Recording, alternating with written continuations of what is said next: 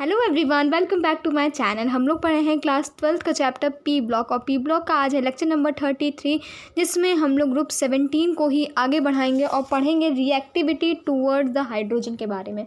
किसके बारे में पढ़ने जा रहे हैं? आज हम लोग पढ़ने जा रहे हैं रिएक्टिविटी टूवर्ड्स हाइड्रोजन के बारे में, कि जो हमारे हाइड्रोजन्स हैं which is chlorine, fluorine, bromine, इनकी एफिनिटी क्या है टूवर्ड्स द हाइड्रोजन, इसके बारे में हम लोग आज डिस्कशन करने जा रहे हैं। ठीक है, देखिए हमारे पास क्या क्या है, फ्लोरीन, क्लोरीन, ब्रोमीन, आयोडीन, हमारे पास 4 हाइड्रोजन्स है। अब इनके हमें क्या बनाने हैं?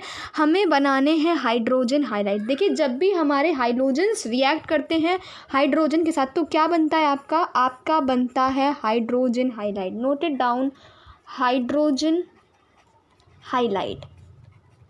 हाइलाइट्स। देखिए अगर H हमारा F से रिएक्ट करेगा तो बनेगा HF, ठीक, HCl, HBr, HI।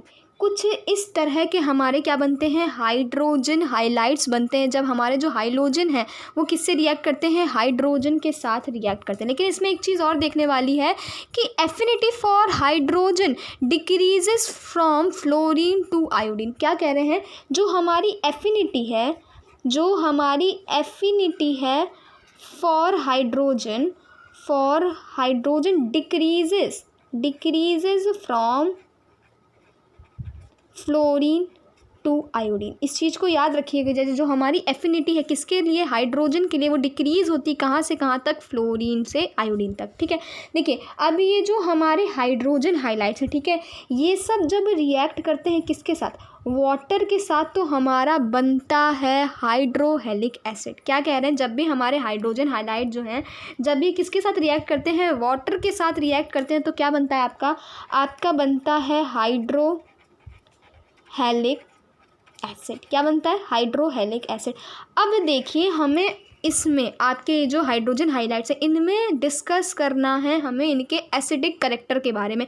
किस कैरेक्टर के बारे में? ध्यान दीजिए, एसिडिक कैरेक्टर के बारे में बात करनी है। एसिडिक कैरेक्टर, देखिए सबसे पहली बात कि हमारा एसिडिक कैरेक्टर होता क्या है, सभी को पता होगा। एसिडिक कैरेक्टर होता है ability to furnish H+ ion, कि हमारा जो भी कंपाउंड है वो कितना H+ आयन दे रहा है, उसे हम लोग क्या कहते हैं, एसिडिक कैरेक्टर कहते हैं। देखिए फॉर एग्जांपल हमारे पास HF है, ये कैसे आपका H+ दे दे और F- दे दे। ये जो आपकी एबिलिटी होगी HF की, H+ देने की एबिलिटी से हम लोग क्या कहेंगे, इसे हम लोग कहेंगे एसिडिक कैरेक्टर। ठीक है, देखिए इसका करेक्ट ऑर्डर क्या होता है, HF, then HCl, then HBr, then HI। देखिए इस ऑर्डर का मतलब क्या है, इसका मतलब है जो हमारा HI है ये सबसे फास्ट आपका क्या दे देगा, H+ आयन दे देगा। यानी सबसे ज़्यादा एसिडिक कैरेक्टर किसका है, सबसे ज़्यादा एसिडिक कैरेक्टर है आपका HI का। यानी जब आप हाइड्रोजन हाइलाइट्स में बढ़ रहे हो HF से HI तक, जो आपका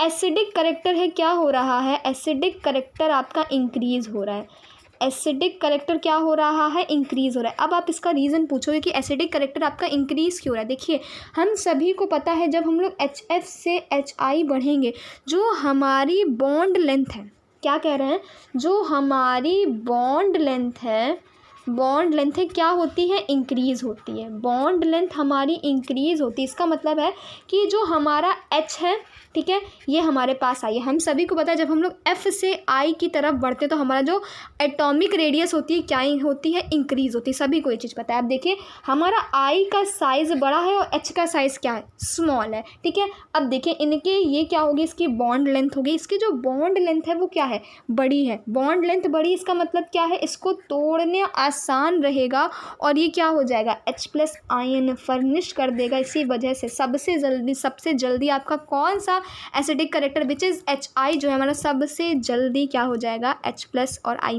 में ब्रेक हो जाएगा। Clear everyone? आई होप आपको ये चीज़ समझ में आ गई होगी कि हमारा सबसे अच्छा एसिडिक कैरेक्टर किसका है, HI का है। ठीक है, इसी में हमें फिर बात करनी है बॉन्ड डिसोसिएशन एंथैल्पी के बारे में। किसके बारे में, बॉन्ड डिसोसिएशन एंथैल्पी। तो देखिए बॉन्ड डिसोसिएशन एंथैल्पी का आपका करेक्ट ऑर्डर क्या है, एंथैल्पी SPY। देखिए बॉन्ड डिसोसिएशन एंथैल्पी का आपका करेक्ट ऑर्डर है HF, ठीक है, HCl, HBr और HI, यानी जो आपकी बॉन्ड डिसोसिएशन एंथैल्पी है क्या हो रही है, डिक्रीज़ हो रही है जब आप HF से HI की तरफ जा रहे हो, यानी HI को तोड़ने में आपको ज़्यादा एनर्जी भी नहीं लग रही है। यानी आप इसको इससे भी रिलेट कर सकते हो कि ये जो आपका एसिडिक करेक्टर है वो बॉन्ड डिसोसिएशन एनर्जी से भी आप इस चीज़ को रिलेट कर सकते हो। देखिए जो आपका HI है इसमें आपको क्या सबसे कम एनर्जी देनी पड़ेगी किसको तोड़ने में, विच इज़ H+ और I- को अलग करने में। तो इसको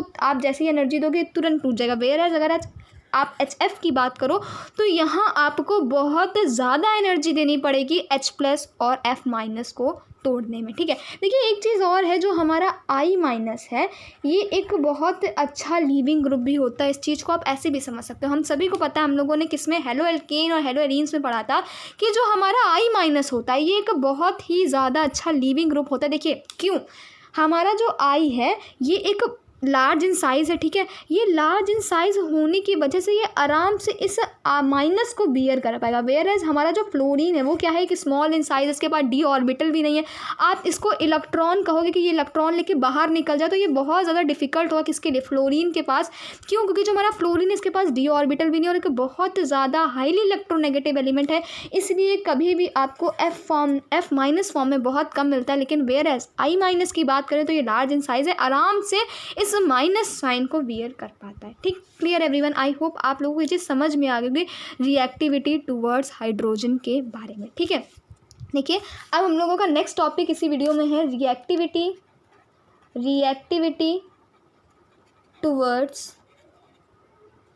टूवर्ड्स मेटल, यानी जब हमारे हाइड्रोजन जो है वो किसके साथ रिएक्ट करेंगे, मेटल के साथ रिएक्ट करेंगे तो आपका बनता है मेटल हाइलाइट। क्या बनता है आपका,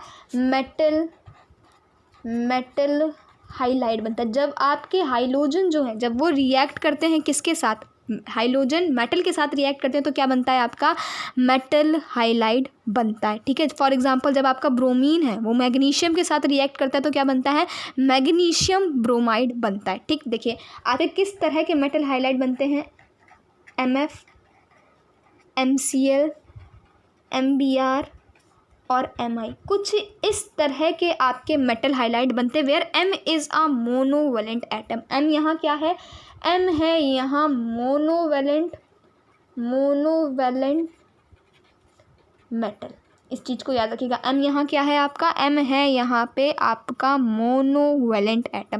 देखिए अगर इन्हीं में आप इनकी वो आयनिक करेक्टर के बारे में बात करो तो इनका जो आयनिक करेक्टर का करेक्ट ऑर्डर होता है इस टाइप का, ठीक है। देखिए यानी इनके हम लोगों ने आयनिक करेक्टर के बारे में बात कर ली। जो हमारा आयनिक करेक्टर है वो क्या हो रहा है, डिक्रीज हो रहा है, ठीक है। हमने इसको, आप देखिए सब चीज़ें इंटर रिलेटेड है, आप आराम से चीज़ों को समझ सकते हो कि इनके आयनिक करेक्टर, फॉर एग्जांपल जो हमारा आयनिक करेक्टर आपका क्या हो रहा है, डिक्रीज हो रहा है। ये जो हमारा Mi है ये आराम से M+ और I- में क्या होगा, अलग हो जाएगा, ठीक है। देखिए इसमें एक चीज़ और है, अगर आपका जो मेटल है वो फॉर एग्ज़ाम्पल 2 ऑक्सीडेशन स्टेट दिखाए, क्या कह रहे हैं, आपका जो मेटल है अगर वो 2 ऑक्सीडेशन स्टेट दिखाए तो तब आप क्या करोगे। फॉर एग्ज़ाम्पल कोई आपका मेटल है वो +2 ऑक्सीडेशन स्टेट भी दिखा रहा है और +4 ऑक्सीडेशन स्टेट भी दिखा रहा है, तो उसमें आप कैसे पता करो कि ये जो हमारा मेटल हाइलाइट बना है ये आयनिक है, कोवलेंट है। तो देखिए इसमें आपको NCERT बोलती है कि जिस भी मेटल हाइलाइट के पास हायर ऑक्सीडेशन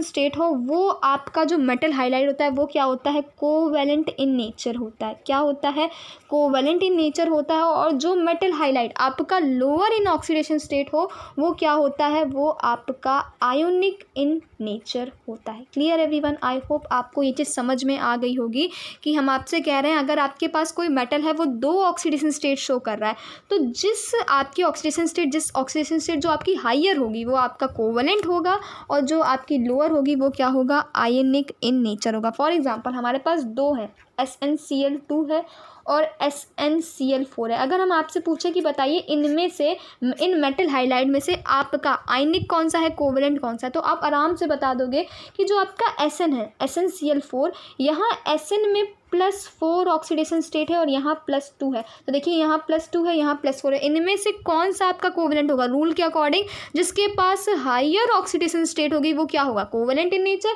दैट मीन्स आपका जो SnCl4 है ये क्या होगा? Covalent in nature, whereas SnCl2 is the ionic in nature. इसी वीडियो में हम लोगों को एक चीज़ और डिस्कशन करनी है, which is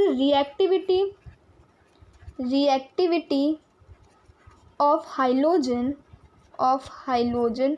towards other halogen. यानी हमें पढ़ना है कि जो हमारा एक हाइलोजन है जब वो दूसरे हाइलोजन के साथ रिएक्ट करता है तो क्या बनाता है। देखिए जब हमारा एक हाइलोजन दूसरे हाइलोजन के साथ रिएक्ट करता है तो बनाता है इंटर हाइलोजन कंपाउंड। क्या? Inter halogen compound. देखिए इसका नाम जो है वो मतलब जो है उसके नाम में ही है। इंटर मतलब अपने में, हाइलोजन यानी जब हाइलोजन एक साथ खुद में ही रिएक्ट करते हैं तो क्या बनते हैं? आपके इंटर हाइलोजन कंपाउंड्स बनते हैं। इनके अगर हम लोग एग्जांपल देखें तो इस तरह के एग्जांपल होते हैं XX', ठीक है, XX'5। यहाँ देखिए X जो है ये कोई और हाइलोजन है और X' जो है वो कोई और हाइलोजन है, ठीक है। फिर XX'7, XX'3, ठीक है। देखिए इस तरह के आपके इंटर हाइलोजन कंपाउंड्स बनते हैं। देखिए अब यहाँ जो आपका X है वो क्या होगा? लार्जर हाइलोजन होगा, लार्जर साइज हाइलोजन होगा, ठीक है, हाइलोजन। और जो आपका X' होगा वो स्मॉलर साइज हेलोजन होगा। देखिए इस चीज़ को समझने के लिए आपको इंटर हाइलोजन कंपाउंड्स डिटेल में पढ़ने होंगे। वो हम लोग इस पर एक सेपरेट वीडियो आपको बना के देंगे, which is our interhalogen compound. आपके NCERT का भी टॉपिक है और हम इस पर एक सेपरेट वीडियो पूरा करके देंगे। तो देखिए इस वीडियो में इतना ही। हमने आपको क्या क्या बताया इस वीडियो में? हमने आपको समझाया पहले रिएक्टिविटी टूवर्ड्स हाइड्रोजन के बारे में, रिएक्टिविटी टूवर्ड्स मेटल के बारे में, और reactivity of halogen with other halogen के बारे में। हमने आपको यहाँ सारे ट्रेंड समझाए, ठीक है, और सारी चीज़ें आपको बता दी हैं कि अगर आपके पास मेटल है, इसके पास 2 ऑक्सीडेशन स्टेट है, उस केस में आपको क्या करना है, ठीक है। अगर आपको ये वीडियो अच्छी लगी हो तो प्लीज़ चैनल करिएगा सब्सक्राइब, वीडियो कर दीजिएगा like. Till then bye bye everyone, thank you so much. अगर आपको कुछ भी डाउट हो तो let me know in the comments. I am always there to solve your doubts. Till then bye bye everyone. घर पे रहिए, स्वस्थ रहिए, व्यस्त रहिए और पढ़ाई करते रहिए। Bye everyone.